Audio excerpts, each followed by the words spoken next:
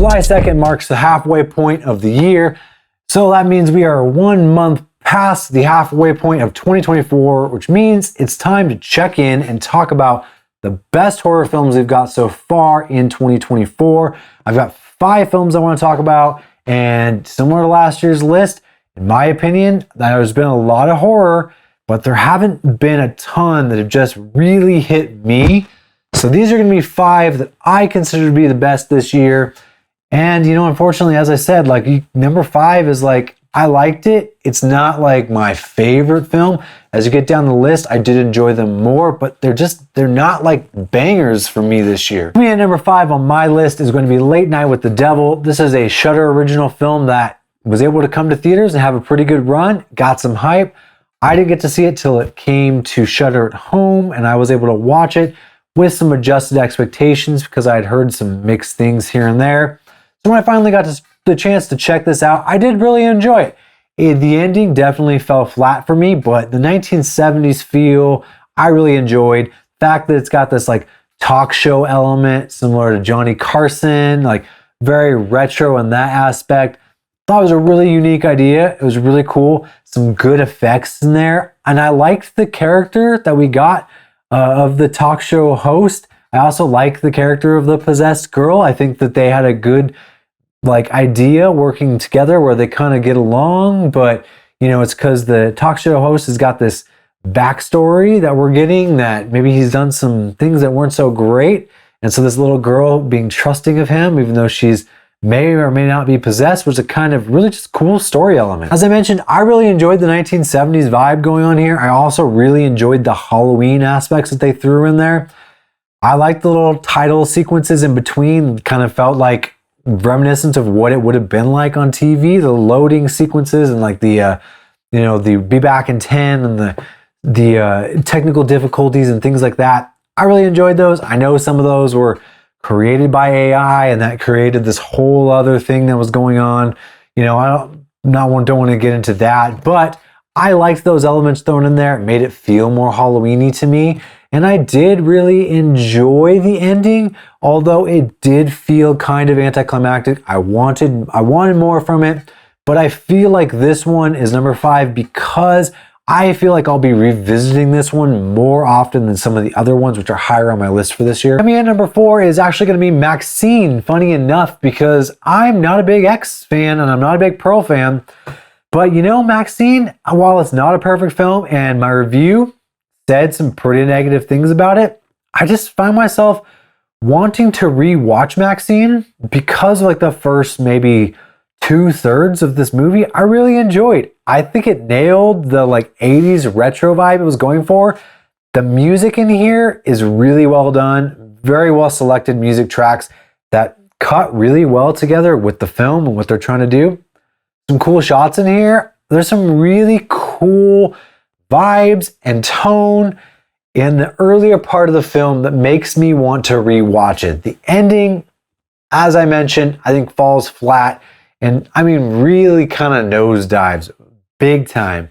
But it's number 4 because I did enjoy it more than some other theater experiences this year. I just remember that experience as being a very favorable one, and as I mentioned, will make me want to rewatch it. Number 3 kind of dropped out of nowhere for me. It popped up on Shudder. I saw some people talking about it, so I checked it out, and that's Infested. And this is about a French building, like apartment complex, that gets infested by spiders. And this one was a cool film. It has some flaws, which I'll get into in a second, but you know, I'm a sucker for like a good infestation film and especially some spiders. And when you can do it and make it look pretty good or pretty believable, even if it's like 8-legged freaks though, if you can have fun with it and it's not too absolutely ridiculous, I really enjoy it. So going into Infested, I was hoping this was going to be a little more of a serious tone, and it is. The effects work really well in here for the most part. The spiders and the growing of the spiders work really well. I'm not going to give too much away about the plot, but I think what they do with it and some of the set design in the apartment complex, there's like an element here that, again, I don't want to give away, but reminds me of Rec or Quarantine, the American version of Rec, where when something happens in the apartment building in that movie, The police do something to the building, and of course you could probably easily piece that together, but without saying what it is, I like that they kind of included that element in this, and it made it feel a little more claustrophobic, which was cool. The acting in here is pretty top tier. The only complaint I have in terms of acting is I had to read subtitles, and I'm not necessarily a person who doesn't want to read subtitles. I'm totally willing to read subtitles for a quality film, but sometimes it does take away from the visual elements of the film for me, just because I find myself looking down, reading the subtitles, looking up, and I can't enjoy the cinematography and things as much as I would like to. So that's just a knock against it in my personal opinion. I wish that I could enjoy it more, but that's not really anything against the film particularly, just more of a personal complaint. That being said, again, solid performances here and some great effects. There's some great claustrophobic moments in hallways, some really, really well done chase sequences and hiding sequences. Cool kills in here. Definitely one to check out if you like these types of films.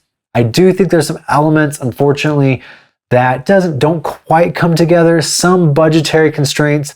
Some were kind of just story elements, and I see this a lot in like lower budget films where when you get to the end, story kind of jumps ahead a little bit and characters kind of make wild decisions that don't really make sense with what's going on, but they kind of like have to jump ahead in the plot.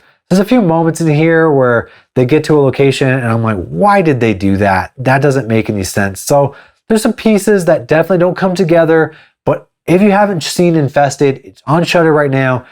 Absolutely recommend checking it out. It is a great time. The number 2 of the best horror films of the year so far for me is Odity. Now this one was pretty anticipated for me, coming from Longlegs and being a little bit disappointed with Longlegs. I had a lot of hopes for Odity, and I was really hoping it was going to pull through. If you have not seen my review of Odity, check that out right here. But spoiler alert for my review, I absolutely loved Odity. This for me is the most frightened or scared I have been in the theater in a long time. There were people around me, not right next to me, but there were people around me, and I was genuinely on the edge of my seat, like scared in this film. The suspense sequences, the tension that's built up in this film, as well as some well-deserved jump scares and a really cool creepy wooden mannequin, just all build up to a super intense and very enjoyable theater experience for me. It's still in theaters, some places I do believe, and if you haven't seen Odity, I highly recommend checking it out. The sound design is top notch, the music is really good, and the way it's shot is dark, super creepy. If you can't check it out in theaters, watch it at home, but watch it with good sound and good speakers with the lights off, and I think you'll have a really, really good time. My favorite horror movie of 2024 so far is easily The First Omen. This was a surprise hit for me. I went to go see this in theaters. No expectations. I didn't know what to expect from the movie, from the filmmaker, from the storyline, or where it was gonna go. And I sat down and man, from the opening sequence where this just felt so 70s, the cinematography and the sets and everything looked so old school, nailed that look, and that slow build up in the introduction to the film just told me, hey, this is a film that knows exactly what it is. It's gonna take its time, and it's not going to be afraid to be a little slower paced and do exactly what it wants to do. And boy, did it deliver creepy scares and atmosphere here, but also just really solid performances, especially from our lead. I loved the story that they were telling here and how they tied it together for a prequel. Really hard to do, to make a prequel this many years later and make it actually entertaining and not just like, hey, I know exactly what's going to happen because this is a prequel. Super hard to do, super hard to pull off.